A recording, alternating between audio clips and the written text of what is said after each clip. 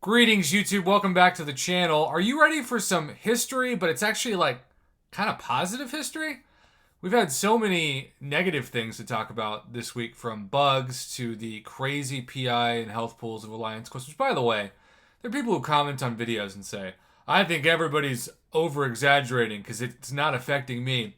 That is the most perfect example of sinful human beings. I always tell my students, we don't think something is news unless it's impacting us. And so I do a lot of conversations and forum posts and information reports in general on my channel that have nothing to do with me, but they do impact at least one summoner or multiple summoners. And so I just think it's important. This is like a mini TED talk, but it's important to know something's important even if you're not impacted by it, because you should care if it's affecting somebody else. That's just empathy, right? You can never have too much empathy, especially on the internet. All right, so Man2123, courtesy of the summoner Drippy, sent this over to me. It's Kabam, we need to talk with a rework in parentheses. So basically, the rework implies, at least I think it implies, that there was an original forum post that got taken down. And so in the spirit of attempting one more post, Man2123 posted this. Okay, so apparently my recent discussion got nuked because I might have said things that were over the top. However, I still stand by it. Oh, doubling down. What is this, blackjack? So let me say this with minimal criticism. I feel as though this year hasn't been that much interesting compared to the previous years when it comes to gaming content and changes. Not to mention with the recent bug fixes, unpleasant compensation, AI systems, difficult variants, event quests, side quest, etc. Even though the game is facing many negative issues at the moment, we as a community need to think better and smarter. I would hate to see this game fall after years of grinding and having fun on here. To be frank, reaching Uncollected and Cavalier in 1 year after another was the biggest milestone in my perspective.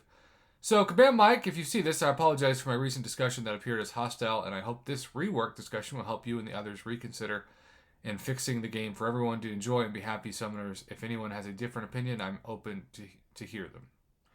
All right, so, kudos to him. A lot of times, if you get shut down, or as he called it, nuked, you don't get a second chance. You're just banned temporarily or permanently from the forum. So kudos to Kabam for giving the summoner another chance to make a post, and kudos to the summoner for actually making a post.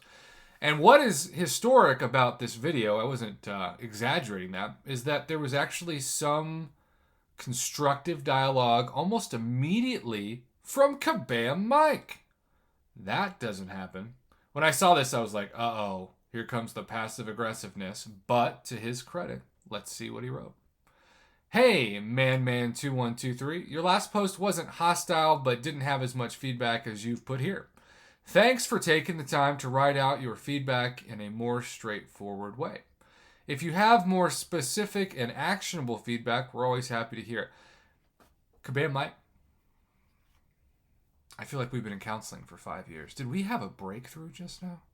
You addressed the summoner with an at. You said that actually he wasn't that hostile. You just explained why the post was taken down. You thanked him, and then you encouraged him to offer more feedback. That's amazing. Who is this guy? I love it. Kabam Mike. That's a win, buddy. And Man responded, I appreciate it, and yes, I deeply apologize for my actions from my last post. Glad you understand. Jacob says, Kabam mods, honestly, guys, just talk to us. Even if you don't have much to say, even if it's about bizarre, gross choices of pizza toppings. I don't know, but I'll let you know as soon as I have an answer, and keep you all updated or something along those lines is an incredibly valuable phrase. Leaving people sitting for 2 days after a mistake like this week's Alliance Quest rollout when a couple of sentences would have sufficed just seemed off. Maybe there are rules against that sort of communication, but there really shouldn't be. Hear, hear. Jock Boone. Ebony Ma, or should I say Ebony Nah, came in. For me, the key to fun content in the new direction of Act 7 is that each path has a set of nodes that imply a certain style of play. Where 7.3 mostly went wrong is that it no longer encourages playing within the set of rules because the nodes do not reward that behavior. I think the backfire path in 736 could serve a case study for content done right in the current meta. It wants you to use science attackers, but not ones that will place a debuff to which you are not immune. You could play outside the rules and deal with combat deja vu, but playing within the rules gives you a massive reward that can end fight sooner, as long as you don't trigger combat deja vu. Personally, I thought this was one of the best design paths of 7.3 and maybe all of Act 7, and really encapsulates the mission statement of the new direction, which also makes me think of the band, you know? Maybe not everyone enjoyed it, but it fit in perfectly with the design concept and with the right science team. You can make the entire path self-destruct in about 40 to 70 hits. On the other hand, Paradox charges punish you for not playing within the rules and offered minimal to no real benefit for playing inside the rules. That is why many found it more beneficial to brute force their way around it.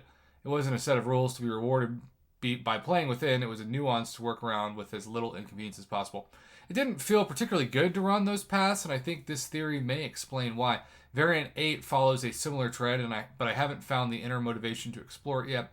Therefore, I think it would be best for me not to pretend to be an expert on this particular aspect. Anyway, that's my theory. Would love to hear everyone else's ideas, though. What a great post by this legend, Ebony Now. I guess I should read one more. 100%. Ultimately, you want to feel you beat a path with something other than your wallet. You mean not calling up Unit Man, right? By that, I don't mean that everything should be easy. Take the Grandmaster fight. It's annoying as hell until you get it down. But that feeling when you get to that last phase, skip straight to a special 3, and nuke him out of existence is a highlight. It stands out especially because you can use pretty much any champ in the game and still win. Amen.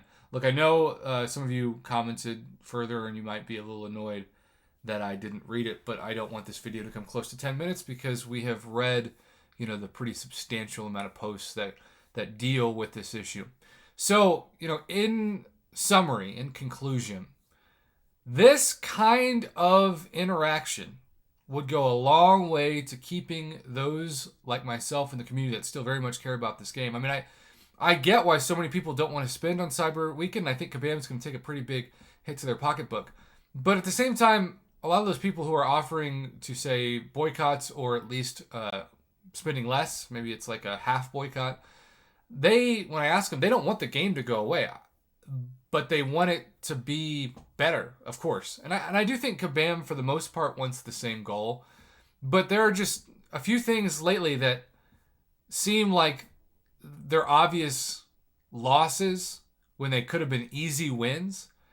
They should not have kept the Icarus crystals in place when content creator program members are pretending like they have to be some kind of secret leak in order to let people know that the champion is still broken. Kabam should have given every player in their in-game inbox an update immediately, but they didn't want to lose the money. And so they think it's a short-term gain, but it's a long-term loss in terms of the trust of the community. And then the Alliance Quest issues have been so terrible for quite a few alliances, and they could have just taken the win when their system seemed to think that we weren't going to have an Alliance Quest at all this week, and could have just taken a week off, given everybody the same reward we got the previous week, and then for the American holiday of Thanksgiving, allow people to spend time with their families and friends. And of course, if you're not celebrating Thanksgiving in another country besides America, you can still have a week off Alliance Quest, which gives you something to relax about as well. Those two seemingly obvious things, between the Icarus crystals with the early access bundles and making Alliance Quest start by reverting it back to the normal schedule, and then it had a ton of bugs. It's just been like, if I was running Kabam, I don't think it's rocket science to do those two things. But, I'm not running Kabam. They've turned down, I should say, every offer I've given them for help.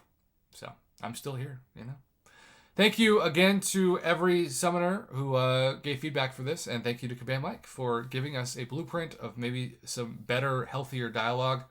Like what the summoner beneath him said, even if you're just responding with one sentence, it's just nice to know you've read it. And so when you do want to respond, though, don't just do it on the forum post. Do it in the in-game inbox. That really helps people not have to dive into the forums to discover what the heck's going on.